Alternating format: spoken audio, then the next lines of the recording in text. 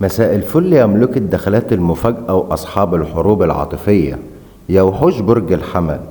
في النص التاني من يوليو 2026 الكواكب قررت إن هي تفاجئك.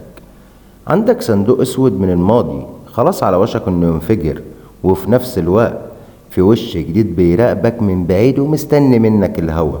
فجهز كوباية الشاي المظبوطة بتاعتك أو الأفضل ليك كاس ليمون بالنعناع يهدئ أعصابك، لأن الكلام اللي هقولهولك دلوقتي هيخليك تعيد حساباتك من أول وجديد. ويلا بينا ندخل على المفيد. تعالى بقى ونبدأ بالماضي، المكان اللي انت كنت فاكر انك خلاص قفلت بابه بالترباس ورميت مفتاحه في البحر. الحمل في النص التاني من يوليو عايش حالة تصفية حسابات، في طاقة حنين غريبة في الجو، بس الندم مش جاي منك انت، لأ، ده هيجي من الطرف التاني. بالظبط كده، الشخص اللي سابك وافتكر ان الدنيا هتقف من بعدك بيكتشف دلوقتي في يوليو 2026 ان غيابك كان اكبر مقلب شربه في حياته.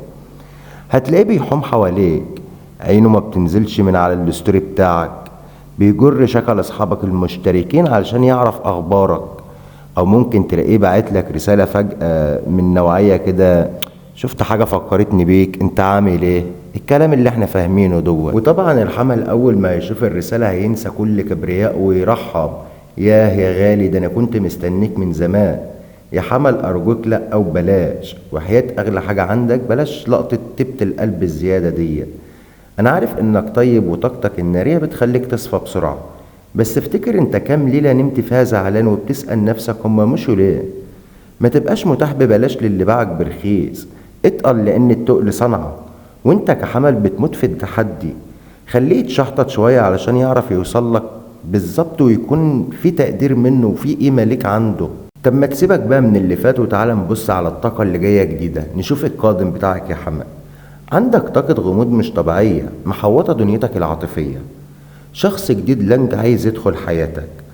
خليك فاكر اللي انا اقوله لك دوت كويس، لان الشخص دوت مش من نوعك المعدات خالص، مش دغري بمعنى اصح، وما بيرميش ورقة على الترابيزة من اول القعدة، بس بيعرف يراقب ويلمح زي الصقر.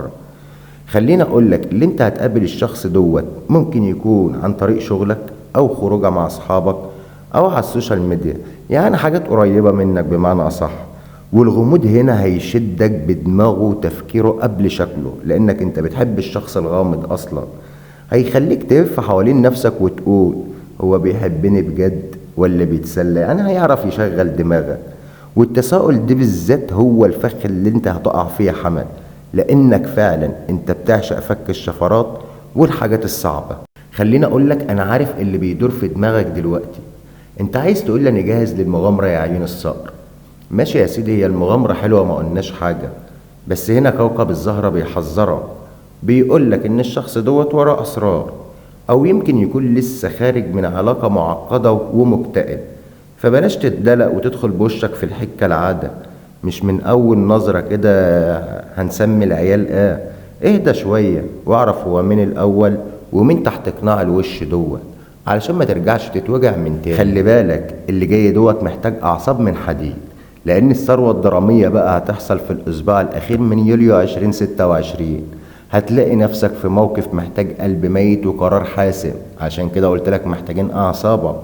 الماضي بتاعك بيضغط عليك علشان يرجع، والجديد بيلمح علشان يدخل، وانت واقف في النص مشتعل ومش عارف تروح فين. ده العين عليك باردة يا عم. أما بقى بالنسبة للمرتبطين من برج الحمل، الفترة ديت هي فترة كشف المستور عندهم. لو في شكوك ولا حوارات او كلام مش مريح، كل حاجة هتبان وعلى عينك يا تاجر. هتقعدوا قعدة مصاطب بمعنى اصح، او مواجهة ما بينك وما بين الشريك.